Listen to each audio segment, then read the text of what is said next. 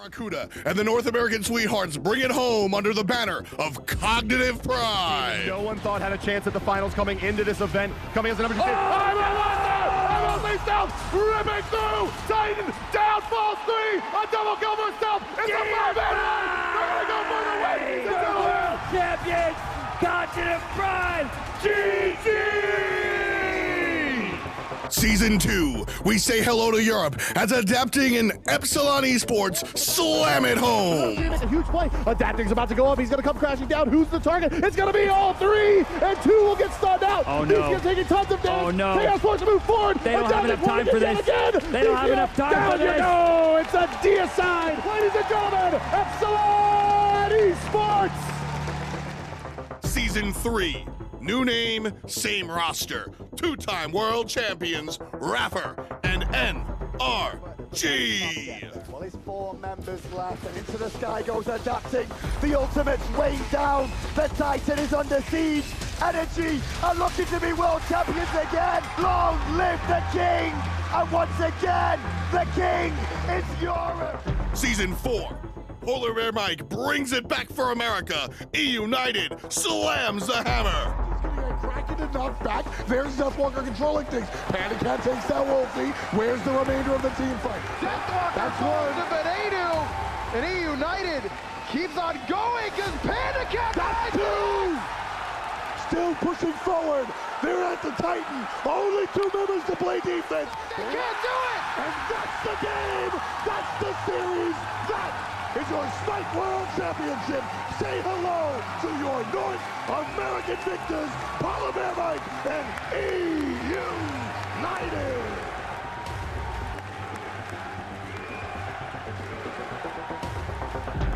Season 5, new map, new players, new teams, same destination. Who raises Thor's hammer? The Smite Pro League.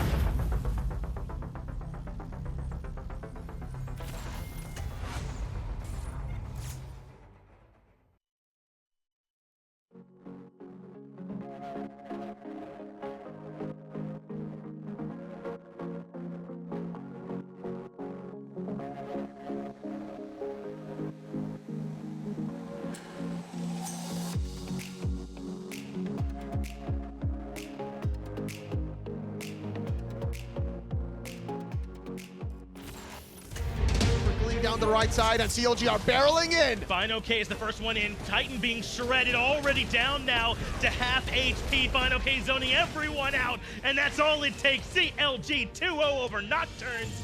It removed them from the tournament. Very clean ending there. Pretty much just that, and taking them serious because Nocturnes is a good team, and that was like their do or die game. So they're definitely trying to win it to the best of their abilities. So. What happened in the SSG set does not show our real skill level or how we are supposed to perform, and hopefully that won't happen today. And I'm just not sure he's going to be able to cut it. Well, after that stun, that could already be enough because the Titans down to 50%. Trifecta have taken down SK2 to 0, but it wasn't clean, it wasn't easy, but they get the W they needed. Get Titan now down to half HP. They don't even want the kills. Insignum want the game. They want the set as they take down No P. So how would you say that your guys' performance is so far? You're going to be up against Armada. Outside of this specific matchup, how far do you think you can go? I mean, we can go all the way. We already know that. This matchup should be a 2-0. The North American minor league team are about to eliminate Luminosity from their dreams of going to DreamHack. And this is only getting worse for Luminosity as they are watching their land chances go right out the window. And Armadas are about to stay alive. Gino trying to put up the last defense, but it's just not enough. He's going to end up falling alongside of that Titan. Armada take it in 2 games up against LG. Wow. Yeah. Sometimes that's all I have to say. Welcome back, folks, and this is what it's all about. Tom Battinger and the best taco here, joined by Danny Evans. Fails, how you doing today? I'm good, thank you. Thanks for having me on to analyze, and I hope I can give some insight to the picks and bans. Absolutely. Glad to have you along for the ride. It's been a long tournament, and as I said, this is kind of what it all comes down to today. We've got 4 matches like we've had throughout the week, but we're going to send 2 teams up to DreamHack. Also, 2 teams are going home today, but that's part of the fun. So as we get a look at what's going on here, it's important to remember that this is all about DreamHack, November 16th through the 18th. That's going to be the big party. You can get tickets here, hi-rez-expo.com. A little bit less work than what the players have to do. Get a little bit of a chance to mix and mingle with some of the other pros and staff of hi-rez and Skillshot alike. And not only that, but there's going to be plenty of other really exciting game titles going on at the DreamHack Atlanta event. And being in the heart of Atlanta as is, you're bound to have a fantastic time. Yeah, that's the key there is, Alpharetta up here, it's not a bad look. It's fun. The city, a little bit more boisterous. So when it comes down to esports time, certainly some things going on. But as I said, this is the second to last day. And we've got a bunch of teams already situated. Let's take a look at the bracket and see where everybody's kind of standing as we enter this Friday. And it's been a really exciting matchup the whole way through the winner's bracket side. And now with Obey Alliance about to clash head-on with mousesports, Space Station with Team Rival following shortly after that, today is going to be action-packed. This top side of the bracket, this is where we're going to find 2 DreamHack representatives. Whatever teams wind up in match 23, the semifinals, those are going to DreamHack. Obey and mousesports, one of those will head there. Space Station and Rival, one of those will head there. On the bottom side of the bracket, this is where we're going to send some people home. This is the second chance spot, CLG and Trifecta. Whoever wins, well, they're going to breathe easy, because whoever loses, they're going home. And it's just so crazy to me that there's actually a very high probability Insignum or Armada couldn't have a chance to make it to DreamHack. Yeah, it's gonna be pretty nuts. The minor league teams coming through. Fals, I want your kind of beat on this. Everybody out here was talking about pro league and minor league, and that there was such a big gap that it wouldn't even be possible to win a single game. Now they're here. Are you surprised or not? Not really. I mean, Insignum from scrims, when we used to scrim them, were a really good team themselves, and definitely SBL caliber. And Armada, from what I've seen and from what the players have told me themselves, they've been performing well as well. Yeah, I've certainly been overperforming and just looking outstanding. This is what we're going to see today. Obey Alliance and mousesports, Space Station and Rival. As we said, those 2 are the positive side. And then CLG, Trifecta, Insignum, and Armada. One of these minor league teams is going home. So it's going to be an exciting Friday here. Of course, tomorrow is our last day. So as we get on going, as we said, Obey and Mouse is going to be our first match. We've got Coach Hazer here. What's up, man? What's he got to say? All right, I'm standing by now with the coach of Obey Alliance, Hazer. Hazer, how are you feeling going up against Mouse? Feeling pretty good. Mouse are obviously a really, really good team. I think that the results they've received this year in the EU SBL haven't really represented how good they are with Frosty coming into the jungle. I think they're, I think this is the biggest challenge we'll face in this tournament to get to Worlds. So, yeah, we're feeling good, but obviously we're taking them very seriously. How do you think Dardez has been able to adjust to the ADC role? Dardez was already playing ADC when he was a support, right? So I think Dardez is just an insanely mechanically skilled player. He's one of the best. Like, mechanics nowadays don't make too much of a difference, and Dardez is kind of one of the outliers in how good he is, him kind of adapting, maybe Cuvo Fred. And my entire team, obviously, they're very good. Yes. But yeah, I think he maybe doesn't know all the intricacies of playing late game team fights as an ADC quite yet, like Nate would. But I think he's doing pretty well. He's just going to rely on his mechanics to get him through the early game, and hopefully going into the late game, we might be able to exploit his lack of experience there a little bit, but you never know. Now, you guys always have some funny names for some of the gods you play. Are we going to see some drum today, some chop? Like, what do we got working? Yeah, I think we're just going to whip out the chop. If it doesn't work, we'll whip out the chop again. If it doesn't work, we'll continue to whip out the chop for all our remaining games until we don't make Worlds. That's our general plan. But yeah, I don't know. We're keeping it pretty loose. We could play basically anything. Heard it here first. Obey Alliance is going to chop Mouse today. Let's throw it back to you guys on the desk. Thanks a lot, Aggro. Always a pleasure talking to Hazer. He's a funny guy, but I think he's one of the better spoken individuals here in the league. So we kind of get some insight.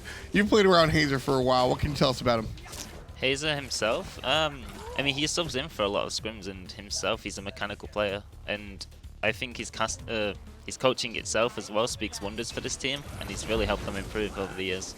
Yeah, I really liked watching Hazer back when he was coaching Cyclone GG, which we now know as rival, right? Kind of brought them to Alpha Jackal and then moved on to this Obey squad. He's been coaching here for a while, Taco, and yesterday we were talking a lot about how much how important a good coach can be. I really think Hazer has made strides for this team.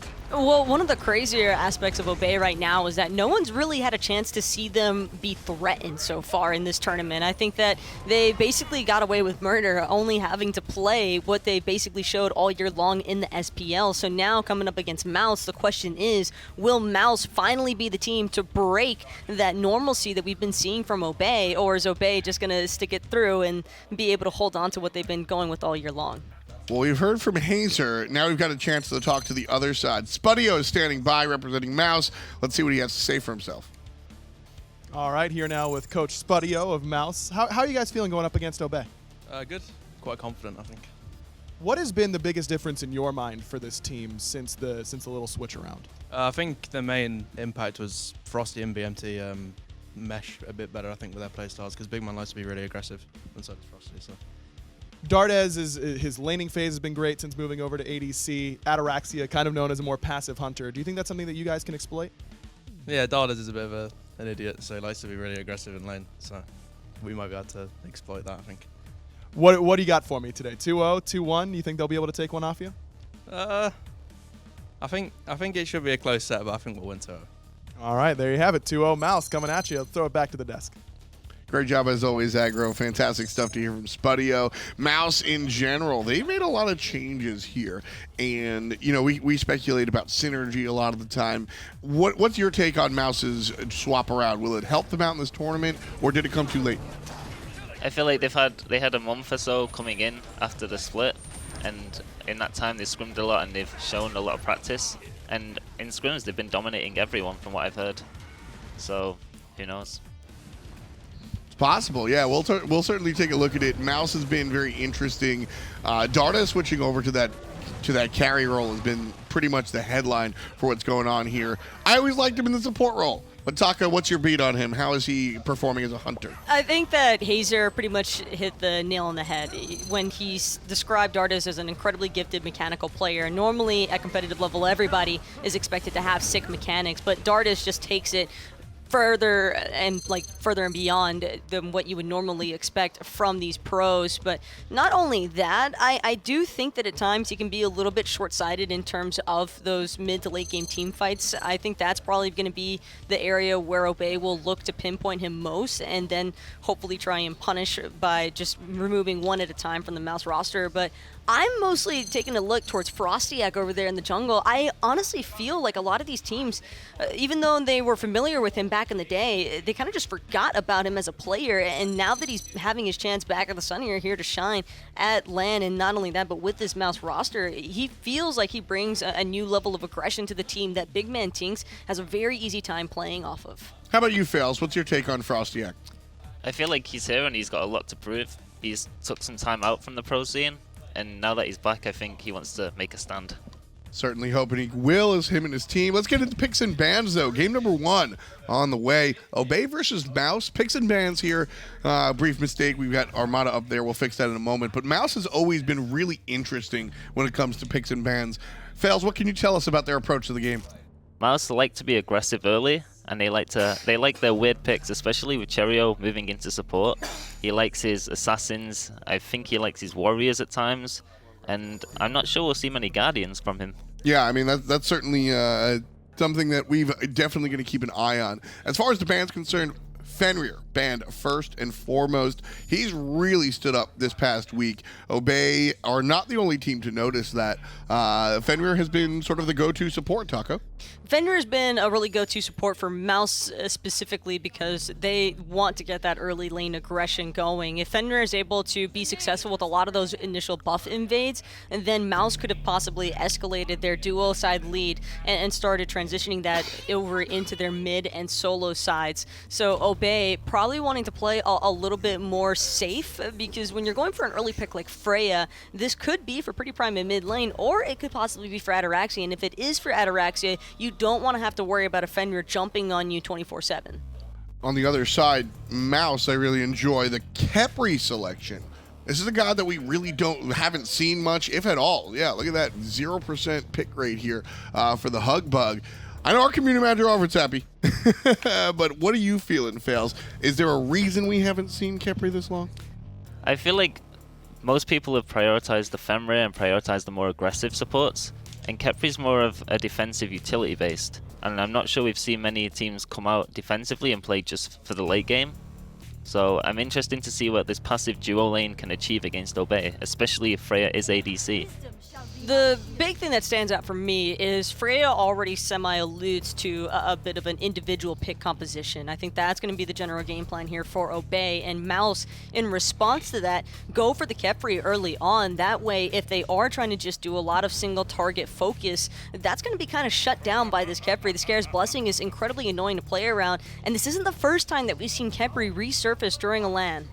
What I really like here from Obey is, I think this was really genius. This was really genius, I think. Freya looks like a single pick target. Everything you just said was super correct. And then they go, what if we also bring Zeus? So now you've got a single target character like Freya, and then Zeus, who's really just going to make it rain. Khepri is going to be fantastic as far as dealing with one person dying, but when many people are getting in trouble, it's harder for her to, or harder for him to really spin plates.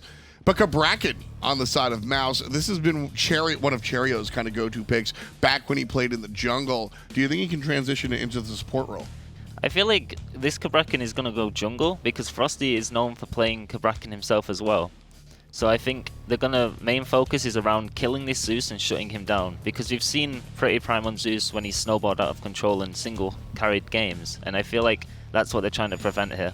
Every time we've ever seen PrettyPriMe on the Zeus, it's almost as though he doesn't take any damage, period. It's like teams are kind of scared to look to aggress into the Zeus, but Cabrakan is a god that can get up close and personal, still be able to absorb some of the burst damage that Zeus might try to dish out, and it's a kill or be killed situation right now, essentially, for Mouse. So if this is Cabrakan in the jungle, I do want to see a heavy burst mage from BigManTingz that can appropriately follow up from the Cabrakan initiations. And again, got to give a nod to the left side of the screen. Obey, their ban phase. They banned Discordia early. That was ban phase number 1. Later on, they followed it up with a Chiron and a Zhang Kui. But I think Discordia has been one of BigManTingz' stronger characters, and by taking that off the field nice and early, Obey kind of read what Mouse was going to do here. Mouse, go ahead. They ban out Sobek and the Bakasura. Achilles will be the selection. I feel like I need to note that there's still no Pele selected. I think that's kind of odd. Obey Alliance, if they're not going to put Freya in the jungle, they certainly have that option available to them. I really want to see Obey pick Odin here. I'm surprised Mouse didn't ban it, just based off the fact Obey have based a Zeus Athena comps around Erlang and Odin. And Odin into Mouse's comp right now looks really strong. Yeah, the Odin pick here I think would be a slam dunk. Odin Zeus might just be the oldest combination in Smite game, right? It's been being played for 5+ years. You have the Athena, who does great with the Odin as far as Defender of Olympus is concerned. Yeah, I see that as well. Did Mouse make a mistake by not banning the Ringmaster? Possibly, but I do feel like that Bakasura ban might have been a little bit more pivotal here, because Baka's Butcher Blades damage would just be overwhelming amounts of burst from Obey's composition, because you can't target out every single one of those gods with the current draft that Mouse is elected for. Freya and Zeus, you're going to have to make a decision there between the two of which you want to focus out in these team fights. More often than not, I'm expecting it to be PrettyPriMe, and Ataraxia will simply have to be dealt with in that 1v1 situation. So this is probably going to be one of the biggest challenges for Dardez so far. Probably will. Obey getting down to the wire. They've got to pick soon. There it is. Hun Bat's going to be selected here for Obey. Their last pick as well coming through. Interesting selections here. The jungle will be a control monkey, and the Cerberus is going to be picked up as well. So Obey Alliance's draft now. Freya, Athena, Zeus, Batz, and Cerberus. Certainly elite game draft.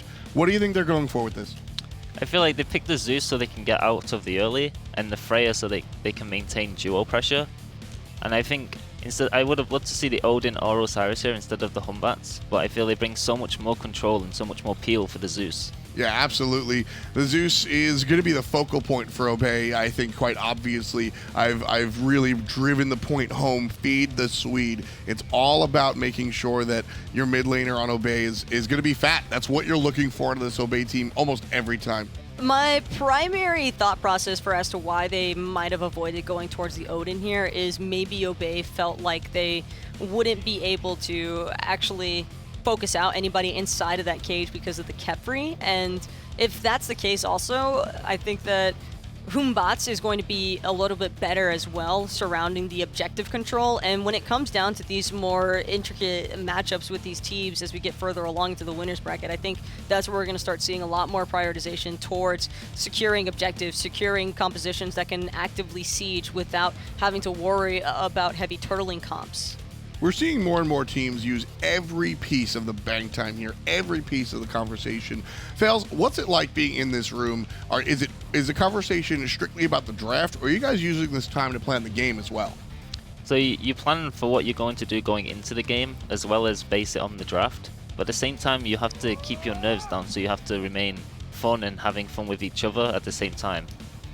So it's just kind of a real loose atmosphere. And so you're able to kind of keep your mind in the game, make sure you're not making any mistakes, but at the same time, making sure you're getting the draft right. We've heard players kind of say, we forgot that pick existed, or, having your mind present like that is a really big deal.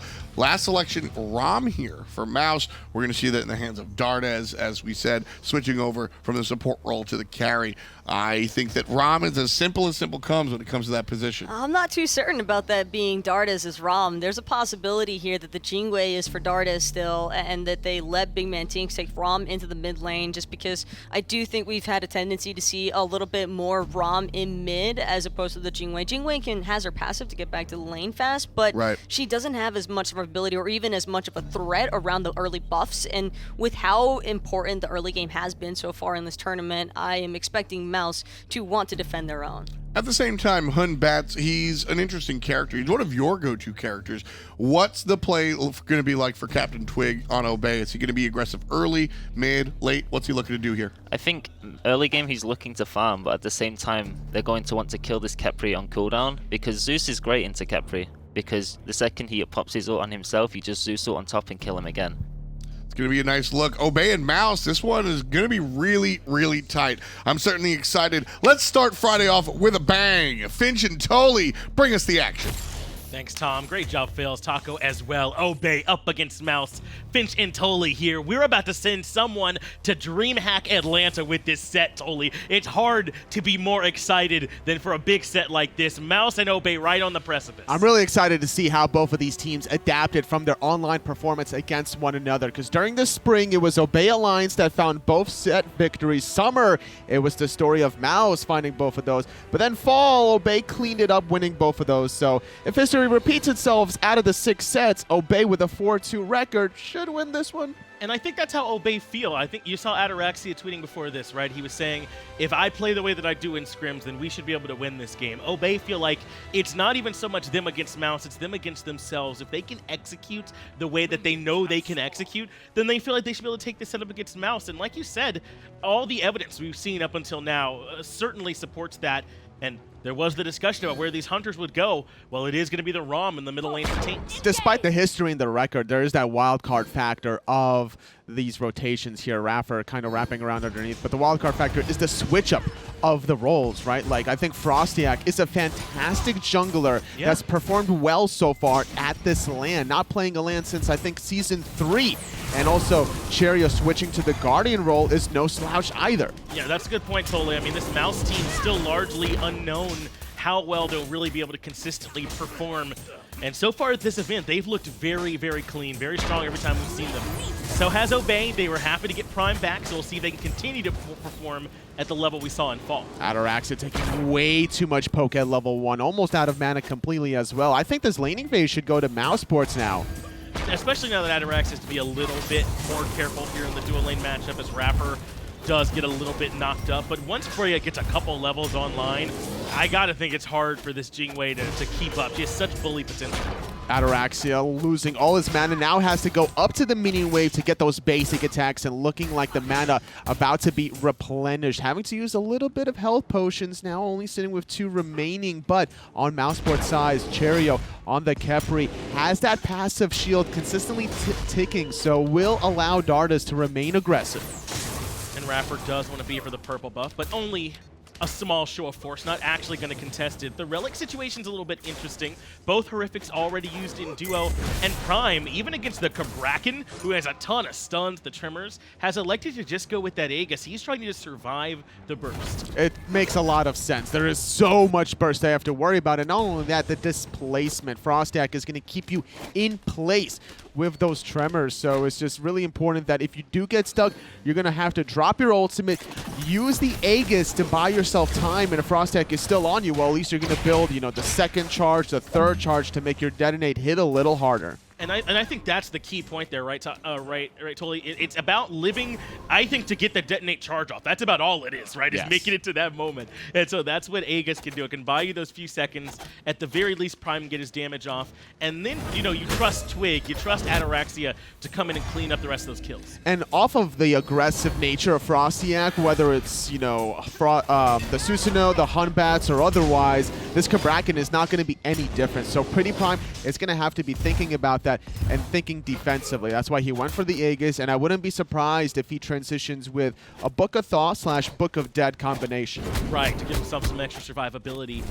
It is a little funny to me, though, totally, that it's no longer Cherryo in the jungle, but there's still the Cabrakan and these Guardians coming out, right? So I think it says a lot that that's consistent to Mouse's identity. It's not just that Cherryo was strong at them. This team likes to play with that slightly tankier presence in the jungle. You can change the roles, but the identity of the team remains the same. Yeah. And speaking of the identity, this reminds me of Season 4 Elevate, where they went for 3 tanky frontliners. Normally it was 3 Guardians. This time it's 2 Guardians and 1 Warrior, and then a double physical Hunter in the background, and that's going to allow some late game physical damage coming through. And if you're going to be doing that strategy, I almost wanted to see Nika play another Guardian, right, just to get more magical damage going. Physical defense is going to go a long way for Obey.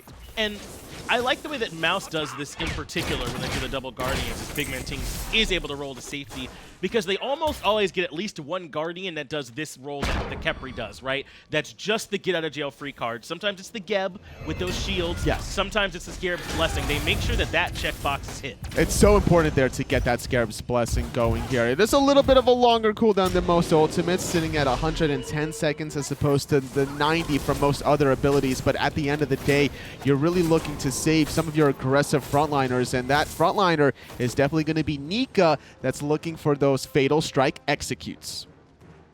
But I think you were very right to point out this Warrior in solo, because now it's very much all in on this physical damage from mousesports. Before, you had the benefit of Guardians at least having like that base damage. They're not going to be building any power. That's why there's no scaling in the abilities. That part's irrelevant. But they are going to have the base damage. It can actually hurt a lot. Geb does some decent damage over the game. The likes of Cabrakan certainly can swing. So when they really had that split before, it made it a little bit harder to decide how to build. Maybe now easier for Obey. Ataraxia trying to take a pot shot at Dardez, and we were talking about a lot of physical damage on the side of mousesports, but look at the lack of physical damage on the side of Obey Alliance. Only CaptainTwig, the Hun Batz player, and honestly, I like this style more from Obey than I do mousesports, because CaptainTwig late game with that passive is really going to start swinging. And even if you build a lot of magical defense against Obey Alliance, you're going to have Xaliea with the Ghastly Breath building into the Voidstone as well. And you're going to be allowing more penetration for PrettyPriMe to just get off a lot of these high magical damage items, such as the Rod of Tahuti. Yeah, and there's going to be a lot of pressure on Twig. They were talking about the Odin pick on the desk, and I think they're right that it looks really good. But what Taco was, I think, starting to talk about was that the problem is that likely Khepri can just save whoever's stuck in there. What the Fear No Evo lets you do is very likely control Cherryo and 1 other person that you want to kill to try and prevent that Scarab's Blessing in the fight. It's very true. Whenever you have an Odin and a Zeus combined together, those are just 2 obnoxious combinations. You can dissect the team fights in such a large area. It doesn't have to always overlap perfectly. You can kind of make a Venn diagram out of it. Exactly. Try and cover a maximum space. You can try and put it all in there, but if you need to, you can spread it around a little bit as well. So Ataraxia a little bit alone over here in the duo lane in the 1v2, but he's able to make it out of that matchup with no problem. He's not really too worried about it simply because he's looking for that late game. Have iRaffer rotate on, and if Ataraxia is ever in trouble, he's going to be able to use the Defender of Olympus ultimate, bail out this Freya, and not only that, you got also the Valkyrie's discretion to be able to help yourself out, buy yourself a moment. So it makes perfect sense why they're leaving this late game Freya alone in the duo lane.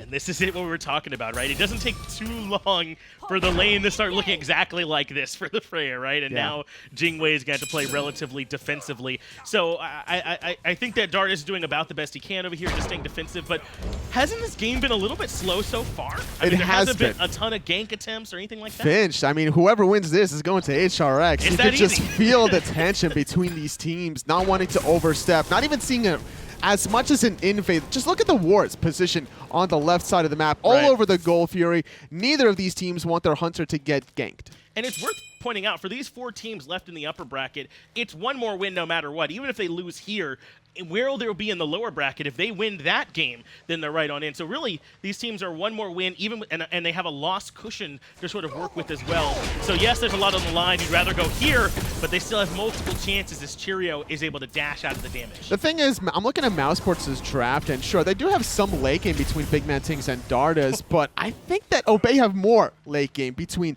this Freya and the Zeus, and Batz is definitely going to start swinging as well. So if they don't make plays, Obey could start taking over.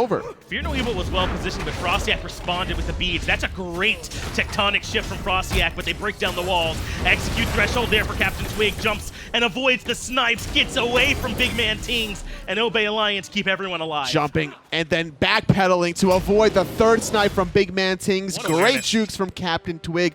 Really playing aggressive there under the tier 1 tower from mousesports. Risky target to go onto FrostiaK. The base health and protections from any Guardian, whether it's jungle or otherwise, is still hard to bring down. And FrostiaK played that really well, didn't he? I mean, the beads were perfectly timed, allow the reposition. The tectonic shift caught both, like right there at the edge of the tower line. They just weren't able to close that kill out. And it didn't have anything to do with FrostiaK. I think he did about everything he could have in that fight. And both soul laners making their presence felt in that rotation. Nika was very close to positioning himself for that fatal strike, but CaptainTwig just had enough mana to jump away from the action, and still without a single kill from either of these teams as we approach 9 minutes of play. It did at least cost those purification beads from FrostiaK, so we might perhaps be slightly more vulnerable. But that was kind of your point, though, right? Is this Cabrakan really our target here at this point? It's tough to try and bring him down, even when he's building damage. Especially when Cherryo might be around the corner for the Scarab's Blessing. You don't want to invest too many cooldowns onto FrostiaK. This is what made Elevate Season 4 strategy so deadly between the Khepri or the Geb, even Sylvanas from time to time, is you might focus out Cherryo, who was a jungler back then, and then all of a sudden he's getting bailed out.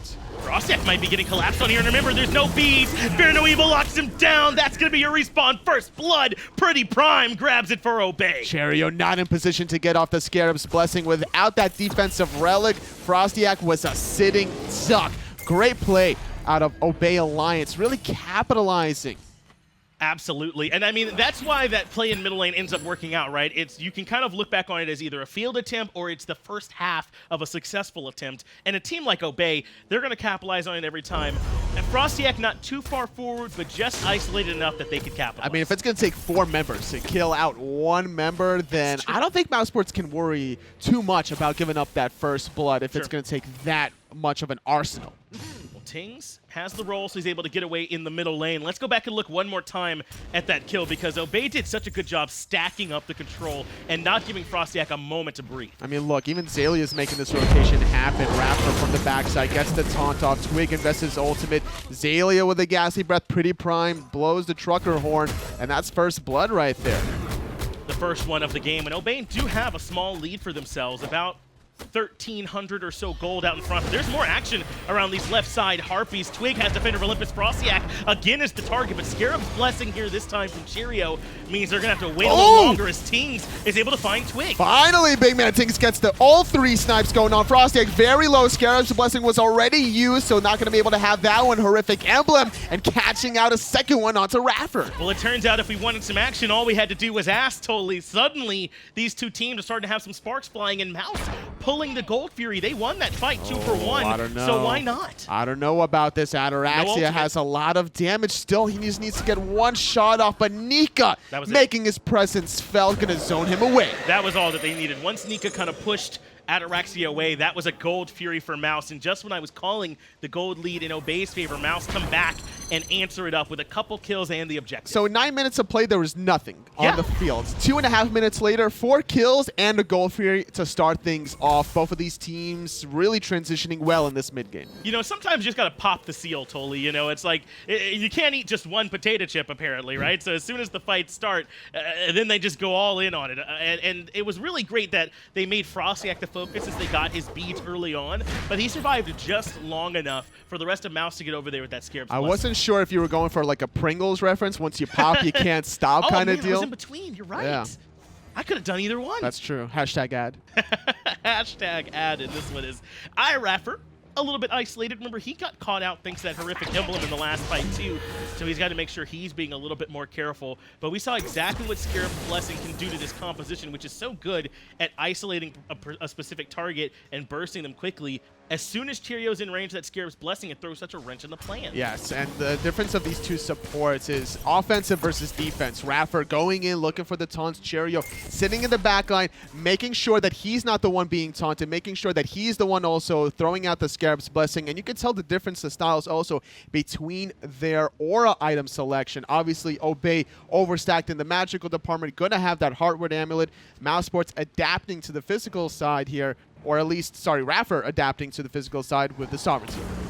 Might be a ruckus here around these mid-harpies. Nika and Xaliea meet up, has to jump. This Twig, and Defender of Olympus has already been expended. FrostiaK goes very far forward, but Scarab's Blessing is waiting, and Dardez is able to find Prime with the airstrike. BigManTingz finds the shots as well, but FrostiaK will eventually fall in trade. A nice blink defensively under the tower, but Xaliea is the one being focused. Raffer next to fall, 4 dead. Obey Ataraxia was late to the party. mousesports force a 5-on-4, and they walk out clean. And if you were wondering what Mouse team was going to show up today, wonder no longer. Here in full force, a 4-for-1 for Mouse, only giving up FrostiaK. The Tier 1 tower comes down, and with Dardez, Tings, and Cherryo all here, it's just Ataraxia. They can likely get this Tier 2. They definitely could, unless Ataraxia can whoop out the damage dealer, or at least one of the two. Not going to be able to get the pot shots they need. They at least get a Tier 1 tower. I thought that it would have been a clean Pyromancer afterwards. Still going to go for it, though. Ataraxia with the Valkyrie's discretion. Could certainly still try and contest this. The red buff there as well for some extra damage. Cherryo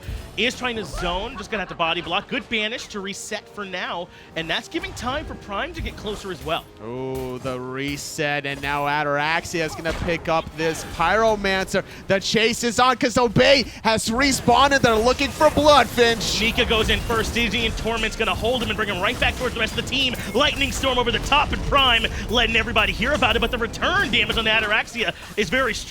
Frosty has to retreat to the right, and Xaliea will frontline for now. Oh no, Obey is spreading their damage too far away. Twig in the back line, gonna separate the team fight with that ultimate. Trading out 1-for-1, Raffer gonna dash through the fire and the flames, but I don't know if PrettyPriMe could do the same. Tings is looking for the shots, waiting at the Aegis, and there he is. Tings with the scope is able to find one more, but Dardez is so far forward, the knockup is almost enough, but Prime removes him. The execute comes through, but he can't find the second, but Nika's still going. He's gonna die to the tower. That makes it 3-for-3 overall. He saw the highlight play in the background, Finch. He got the one, but he couldn't make steps 2 and 3 happen. So much bloodshed, Finch. 6 minutes after no first blood, already 15 kills. Once they pop, they can't stop, Toli. You were right. And now mousesports, after an unfortunate fighter on the right-hand side, they couldn't decide, I think, cleanly how to go for the Pyromancer. And I do want to give Ataraxia some credit. He played it very well, but I think it's a little bit more towards Mouse for not cleaning that up. If it's like 3v1 over there, you should get that. Yes, I agree. I think that Mouse kind of overstepped trying to go for the Tier 2 tower, wasting a little bit of time there. If they went straight to the Pyromancer after Tier 1 tower, they would have got that cleanly. Obey had plenty of time to respawn and get in the thick of things after Ataraxia was buying so much time. Here's the INAP instant replay. We're going to take a look at BigManTingz, who's been great with these snipes. Dardez went in first, but he followed up with the snipes to clean up Ataraxia. He's been so critical in these fights. Normally, the way Rama's play, and that's a good example of what BigManTingz did, is you throw the first two very quickly, right, knowing that by the time the second one hits, the enemy knows the third one's coming, so they're going to be trying to look for jukes, and by that time, unfortunately for mousesports, they needed to commit to a disengage, so the third snipe was guaranteed. Well played from Mouse, but you could barely tell from looking at the charts at this point in the game. I mean, the gold is virtually dead even, so is the experience. It is a lot to say to be dead even with Obey, 17 minutes to a match with how good they've looked as of late. But this one could still go either way. The double hunter composition from Mouse is certainly working. It has been in this early to mid game, but I'm still kind of worried for mousesports in the late game. Ataraxia sitting at level 16. Doesn't have the most damage in his build, going for the Celestial Legion helmet, trying to survive against these double hunters, and Nika diving him. But speaking of damage, that one little shot taking out Dardez's health by 25%. It's only going to get scarier once he completes a couple more items. Yeah, and Dardez doesn't have any relics available for another 20 seconds. Perhaps that's why Ataraxia was stepping up and trying to box him out. But at this point, he's done, so Dardez should certainly be safe. But that's the matchup we've been talking about all week, right? This Jing into the Freya, able to get away from the banish so easily. Even the Erlong, though he's not in this game. That safety factor for Jing is so important. I think at this point, if I'm first pick, I'm banning Xingwei, and I'm picking Freya. So much, right? Like, yeah. if that's going to be the counter pick because, okay, I want to be able to agility away from a whoop, then just ban the Xingwei, first pick Freya if the enemy team is not going to ban away the Freya. The picks and bans really have been so interesting lately as Cherryo is doubling down on the magic defense. It's Heartward, which is great to give everyone protections, and then the Shoguns to sort of add even more attack speed for these double hunters. It's going to be a good little additional boost. Rom definitely doesn't need that much attack speed, considering he has the pick-me-up steroid, but I don't think Dardez is complaining anytime soon because now he's going to be electing to go for the critical strike build. That's right. His steroid, you know, is that explosive bolt, so it's not the attack speed so much from it, though he is able to get some help from the persistent gust, but he'll certainly appreciate having the Shoguns here to help him out here as well. As mousesports and Obey looking for the dance around the Gold Fury. Already at least considering it, here is Ataraxia trying to force the hand of Mouse. iRaffer charging his dash. Wards all over it. iRaffer with a three-man taunt, but where's the follow-up? There it is from Prime. He throws in the shield. FrostiaK has the Scarab's Blessing, so he'll dive right away. Xaliea wants to try and lock him down, but they can't find the shots. It's Twig looking for Cherryo instead, but they'll settle for the Cabrakan, and Ataraxia removes him. Great zoning yet again from CaptainTwig. No one could bail out FrostiaK. That Scarab's Blessing was a little early in that engagement, and everyone from Obey Alliance held off on their DPS, making sure that their revive would never occur. And after that one pick, easy Gold Fury. And look at all the relics from mousesports. That just shows how strong Twig is in these fights, right? The beads from everyone all forced right around the same time. Even the sprints and horrific. They don't really have a good answer to this Fear No Evil when it's placed in the right spot. They're now going to come over towards the Pyromancer, but look at Nika. He's on the backside. I don't think they know, but he can't come in. No, he definitely knew, but they didn't want to commit. Without anyone else committing to a pincer maneuver, that would have been essentially a free kill onto Nika if Obey just turned and burned.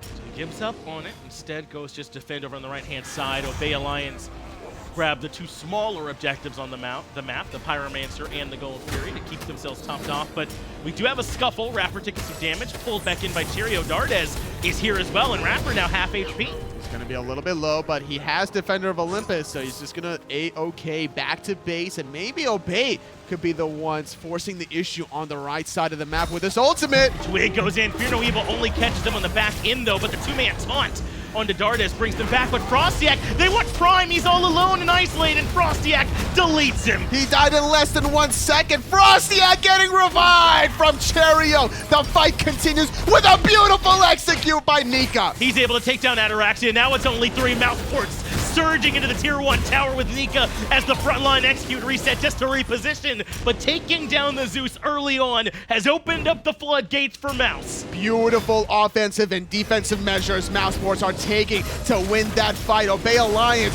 still posturing as if they want to defend their tier 1 tower, but they're on the full retreat. mousesports, not the healthiest of bunches. I don't know how likely this tier 2 tower will be successful. You're right. They do have some low health bars, but the AoE damage largely lacking now without having Zeus around or even the Freya. But Mouse not able to find much more. They grab the tier 1. They get a couple kills. but they can't really capitalize anywhere else. So for now, they just have to fall back. And it's all about the little things you can get. Little here, little there. mousesports still down about 1,500 gold, but at 21 minutes, that's negligible. You're not really worried if you're on the chaos side. You're more trying to bait out those taunts yet again from iRaffer. They're becoming a little bit less impactful, but can we talk about how mousesports just dove onto PrettyPriMe to start things off there? He didn't have the Aegis available. He died in like less than 1 second. Well, it was great recognition from Mouse, because what was the initiation for that? It was the taunt from iRaffer, and it was the fear no evil from CaptainTwig. Really, it would have been up to Xaliea to try and peel for PrettyPriMe in that situation, and he just couldn't get there in time. They were able to entirely dive onto this Zeus and remove him, as you said, very quickly in that fight. And that definitely is going to be the winning recipe. If you can live through that initial initiation and then find Prime, they can take him every time. We were talking about the defensive measures PrettyPriMe needed to take, but that 4th item slot, Soul Reaver, should have been Book of the Dead. If he wants to survive at this point of the game, he needs that passive shield to be able to give him an extra, even half a second would allow someone else to peel. It is a little bit surprising. Book of Thoth, Pin Boots, and Obshard is not going to leave you wanting for damage on the Zeus very much. The Soul Reaver is certainly nice. It's an item that you would want in this build, but I think you're right. I think now that he's recognized he's clearly going to be the focus, he's got to make that adjustment. He needs Book of the Dead, or honestly, if he wants pure defense without any power, go even Mantle of Discord at that point, because if you're going to get double blinked on by Nika and FrostiaK, you need that passive little miniature Geb stun and cleansing CC immunity to get yourself out of danger. Well, Mouse hold on for now. They don't allow Obey to run away with this lead any further, and once again, there's a brief moment for these two teams to breathe inside this action.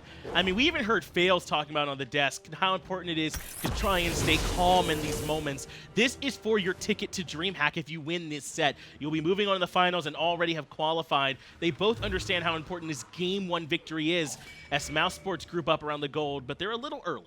They are a little early, but it's not like Obey is doing anything wrong by engaging in these situations. I just think that they need to be more methodical because of the draft from mousesports. It's so difficult to now kill FrostiaK or Cherryo when they're this tanky as the game is progressing. Yeah, FrostiaK has the Void Stone and the Speared Robe. It's going to be harder and harder to kill him as a viable target. You really are going to either have to find Dardez or Tings on this mousesports roster. Meanwhile, Obey have been a little bit more willing to commit to the damage. Cherryo, or not Cherryo, but CaptainTwig is all in on it, as you said. So is Prime. He didn't really put much defense in it. Ataraxia has some physical to help out, but aside from that, Obey are relatively squishy. It's very true. And speaking of damage, there's also some counter damage here with the upgraded Horrific Emblem really trying to limit some of the attack speed going through, some of the output damage. So Cherryo, if he's sitting that far back, though, it's really difficult to get the prime targets that you want. Speaking of prime, it's going to be PrettyPriMe that he's hitting and Ataraxia with the Horrific Emblem. But when he's that far back looking for a Scarab's Blessing, looking to, use a Rising Dawn and abduct, I don't know how effective that relic's going to be. Mouse are kind of waiting around the corner as he steps forward. iRaffer avoids the root, so he should be okay. Mouse can't start the Pyromancer, not now that Obey is clearly here. So they have some good vision. They should have a good idea where the Obey team is as Ataraxia looks for the initiation. Pyromancer being not flirted with, but danced around by both of these teams. 24.5 minutes in. If this team fight is successful for either of them, they might even skip that objective and go straight for the Fire Giant. Good Sentry Ward from Obey. Leads Mouse in the dart. iRaffer dashes in, taunt on the Cherryo, but they can't find much more. He wants the dash as well to try and lock iRaffer down, but both these tanks able to shrug off the damage. Ataraxia dueling it out with Nika, but no big problem.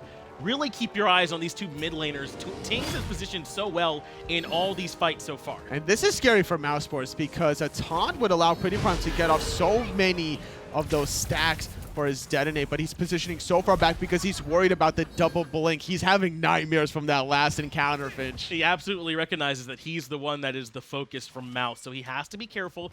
He does have beads and Aegis, both relics available, so he'll have some degree of safety. And the real key for Zeus isn't even surviving so much as it is getting off the damage. That was the difference last time as Mouse now pulled the Pyro. Oh, they're going to pull it and reset once they see iRaffer dash in. Going to abduct him now, blinking into the backline, going on to PrettyPriMe. He does drop down the Lightning Storm, and FrostiaK gets saved by the Scarab's Blessing, so we'll get one more attempt, but it's BigManTingz who's on the cleanup crew. He goes up for the snipes and gets the removal, and Mouse aren't done. Nika dies in the back line as well. Fear No Evil is there to try and help a Stygian Torment even better. They're trying to use that Fatal Strike defensively. BigManTingz in a 1v1 scuffle up against Ataraxia, but turning the corner is Dardez. It's a 2-for-1 favoring mousesports. Yeah, once again, the carries from Obey are the ones that they lose. Prime and Ataraxia both removed, and Mouse, even though they lost Cherryo, can happily fall right back to Pyro. It's up to iRaffer and CaptainTwig to try and defend, but there's really no way. Pyro goes down, but Mouse can't find the FG just yet. Obey is playing mousesports' game, and they just don't have the same amount of peel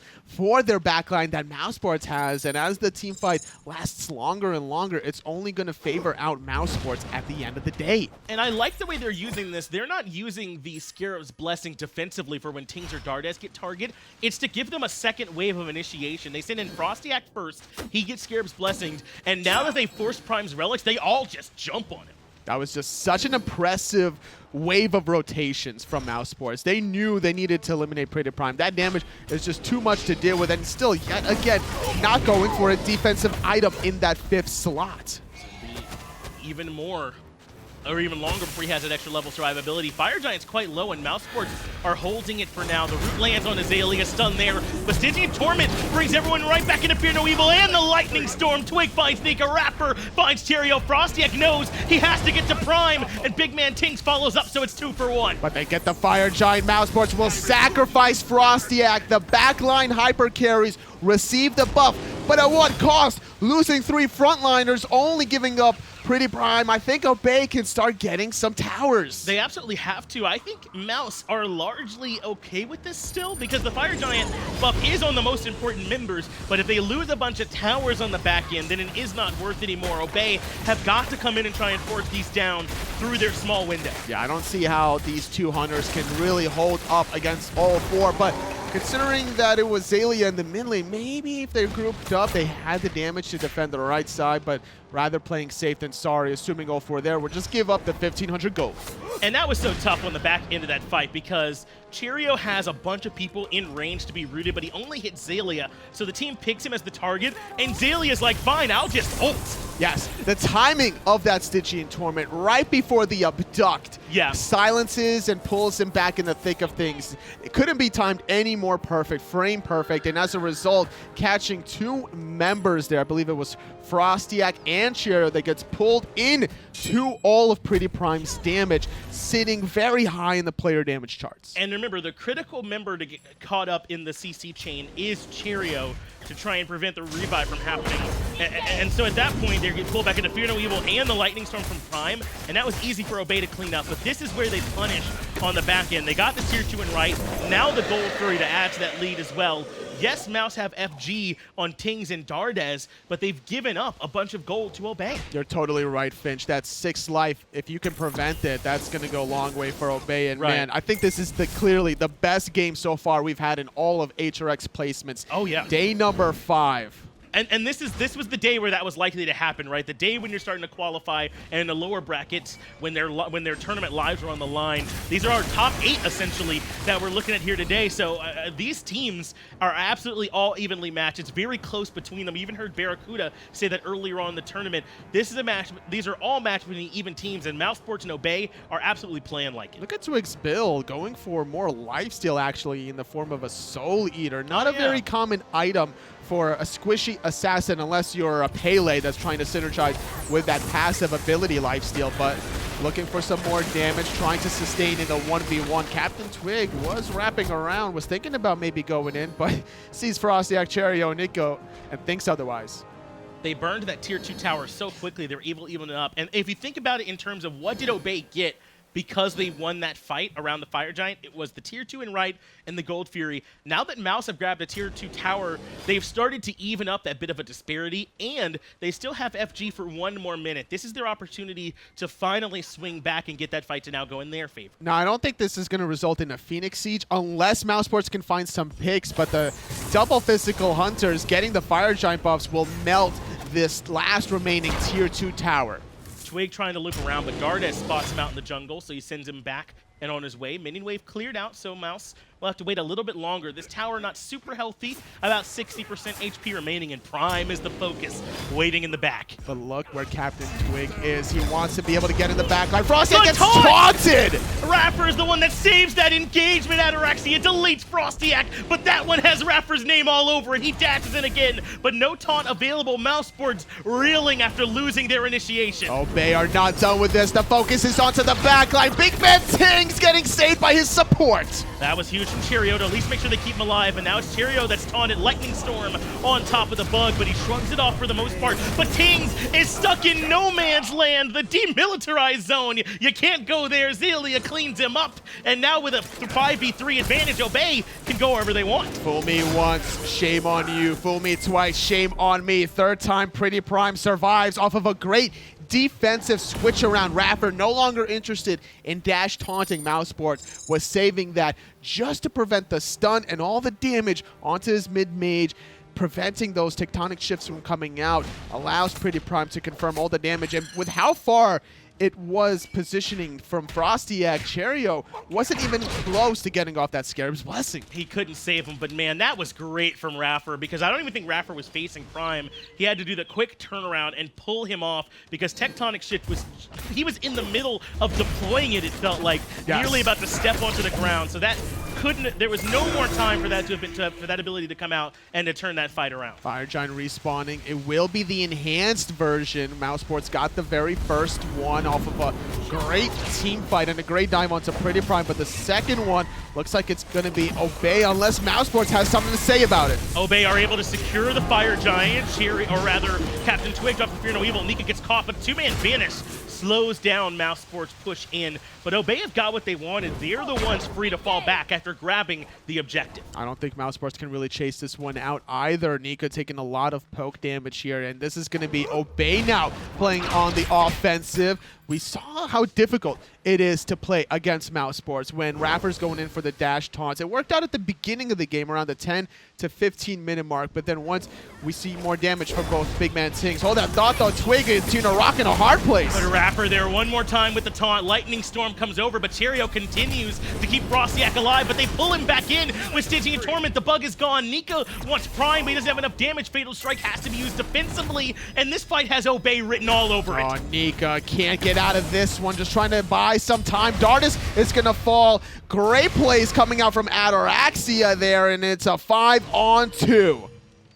It's just Tingz and FrostiaK left alive, and Tingz is going to be led on a merry chase while the rest of Obey can start pushing down mid lane. Only FrostiaK who can be there to try and slow down the aggression. Obey have turned these late game team fights around. This is a great trade, by the way, Raffer for Tingz. Yes. They can leave him there all day. Even though Raffer doesn't have Defender of Olympus, the defensive measures that BigManTingz can definitely offer between Astral Arrows, between also his Odysseus bow procs, you don't want it to happen. I think Obey are going for the end, and they absolutely should. It's FrostiaK. He has 10 seconds to try and keep this alive. They're trying to kill the Cabrakan quickly, and they do burst him. Now they can turn their attention towards the Titan. Tingz not going to be able to make it back in time to defend. Cherryo will come up, but he's just the Khepri. Game one going to Obey. Man, Raffer just doing Raffer things. He's like, nope, big man, you are not coming into this team fight whatsoever. I love how Obey were able to clean that up. I think the MVP play finch was Ataraxia delaying the Pyromancer long enough for every one of his teammates to come back into it, resets the Pyromancer, they get it, they get a couple of picks, and they really throw off, I think, mousesports' momentum from there on out. That's a good point. If Mouse are at the top of the hill trying to roll that snowball, then Ataraxia is in the way, kind of kicking it up into the dirt, right, and not letting him start it out. But I think it's really Raffer that I have to focus on. He's the one that cuts off the part that was such a problem for Obey. It was FrostiaK diving Prime repeatedly. With those taunts, yeah, they could scare a blessing him, but they hadn't forced anything out of Prime. That's true. The good defensive switch around from Raffer to prevent PrettyPriMe from dying in that tier 2 tower siege allows Obey to breathe a little bit longer there, because it was still Fire Giant onto BigManTingz, Fire Giant onto Dardez, those two physical hunters that do a lot of damage with a 20% extra structure damage, and Obey putting up a good defensive fortress around that tier 2 tower.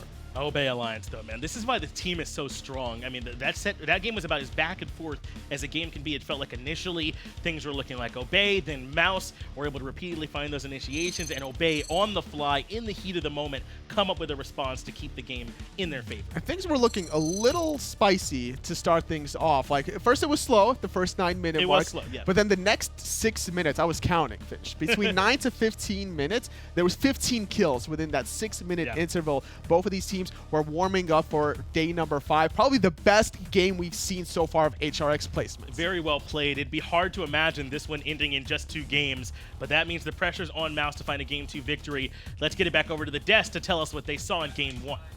Thanks a lot, guys. Fantastic call so far. And as we look at Obey kind of just walking in, really impressive stuff. I did like how Mouse was able to hang out. I think they were close for a long time, but then Obey ultimately bringing it home. It was a rather unfortunate circumstance, though, towards the end of this match, because for a period of time, it really felt like Mouse was starting to have the upper hand, and like they had full control over PrettyPriMe. You control PrettyPriMe, you basically control a lot of the damage output from Obey Alliance, but once iRaffer started paying heavy mind towards when FrostiaK was looking to initiate, that's where the tables really started to turn. Yeah, you can take a look at the stats presented to you by Access Replay. Nothing really jumps off the page, right? The Ataraxia 7-3-3, sure, but he's playing Freya. Nothing really kind of slaps you in the face. This is really what went on. I think it was really a neck-and-neck game, and Obey, like you said, Raffer was a big deal. Yeah. I feel like they had to kill the Zeus that game, and the Freya was just allowed to free cast, and so was CaptainTwig. And ultimately, they just couldn't kill the Zeus fast enough. Yeah, it was tough. You kind of... that's kind of what you always want to present your opposition with, is the impossible decision, right? Do I kill the Zeus and die from the Freya free casting, or do I kill the Freya and then get detonated on, right? So when you present your opposition with a decision like that, I mean, you're damned if you do, damned if you don't. I think it was exactly 2 or 3 team fights, though, that ended up leading towards Mouse's demise, because when they initially had a couple of members wiped from a failed initiation off of FrostiaK into PrettyPriMe, it wasn't that big of a deal. Fire Giant was just about to respawn. There were a couple of T2s still on the board, but Obey weren't necessarily healthy enough to really look for any sort of heavy punish.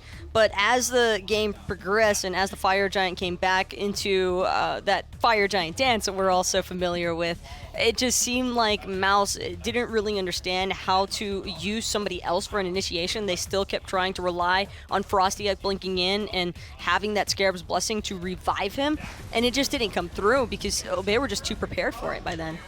Yeah, I feel like in the initiation, every Khepri went onto the Cabrakan, and Batz was just allowed to get into the backline and kill both their carries. They had no peel whatsoever for him. Yeah, I really liked what Khepri was doing early. I think Cherryo was making the Khepri work in the early and the mid game, and then Mouse didn't make the adaptation. Once everything started coming online for Obey, Cherryo just kind of seemed to be doing the same thing. They didn't really switch up the targets, and I think that's ultimately kind of why Mouse dropped down, was lack of target prioritization. Is that something that can fix for game number 2? I hope so. I mean, the Cherryo and FrostiaK need to split as well. They had one decisive fight where both of them got CC'd. Khepri didn't get the ult off, and they both died for it. So stop grouping up, stop holding hands, as I like to say, and kind of spread it out just a little bit. Yeah, I think so. They need to initiate better and not rely just on FrostiaK's initiation. That's a big, big point. FrostiaK was 1-7-8, if I'm not mistaken, which I think at a surface level looks worse than it actually was. You're the Cabrakan jungle. You're going to have more assists than kills. Am I right on that? You've played a number of assisting junglers. Oh yeah, true. His whole idea of that was go on the Zeus, clean him up, and ultimately die for it. So FrostiaK did his job despite the slash line kind of looking dismal. Yeah, I agree. He did. Fantastic stuff from Obey as they were able to kind of take over Mouse here. So moving into game number 2, Taco, what are some of the adjustments that you want to see? I think that Mouse might just need a little bit of a better peel for their carries. BigManTingz and Dardez were both just kind of left to their own devices in a lot of those initiations. And sure, when Mouse were actually ahead of Obey and able to find PrettyPriMe in those early engagements, it worked out great. But once it came to the later portions, I think that Mouse kind of lost sight of that space denial and the space control that PrettyPriMe was able to provide. I think it really just comes down to maybe not going as gung-ho with the front line and making sure that somebody sticks around for the carries.